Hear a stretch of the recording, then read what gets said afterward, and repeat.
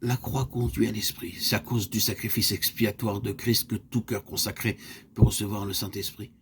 Et c'est en réponse au don de soi que l'Esprit peut entrer dans le cœur pour le purifier. Acte 15, 9. L'Esprit conduit à la croix. Quelle démonstration nous en avons dans la vie du Seigneur. Lors du baptême au Jourdain, les cieux s'ouvrirent et le Saint-Esprit descendit sur lui.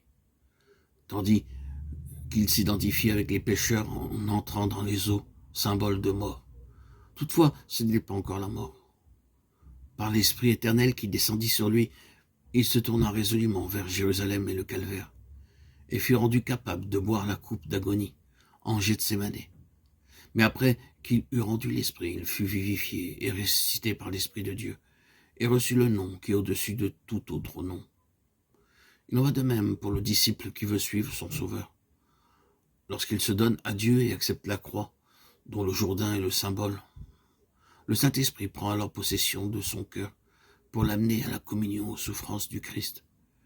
Une fois au centre, dans la citadelle, il cherche à pénétrer toute la vie, toutes les actions.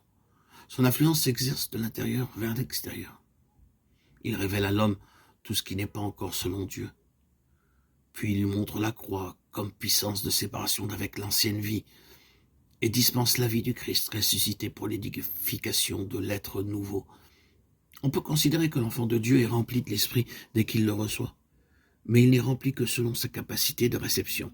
Celle-ci est peut-être bien peu de choses. Elle restera telle aussi longtemps que le racheté n'aura pas compris que l'Esprit conduit à la croix. Alors seulement elle peut s'accroître, et une plus abondante effusion d'Esprit Saint être communiquée. C'est par une collaboration joyeuse avec le Saint-Esprit que l'homme peut marcher de force en force, jusqu'au jour de la venue de notre bien-aimé Seigneur, qui transformera en sa glorieuse ressemblance le corps de notre humiliation. Et s'il était dans la volonté de Dieu que son enfant passât par la mort physique, l'Esprit Saint lui communiquerait alors une telle abondance de la vie de Christ qu'il ne verrait pas la mort, mais s'endormirait pour être porté en la présence du Seigneur. La mort est engloutie par la vie.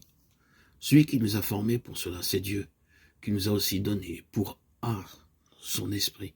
2 Corinthiens 5, 4, 5.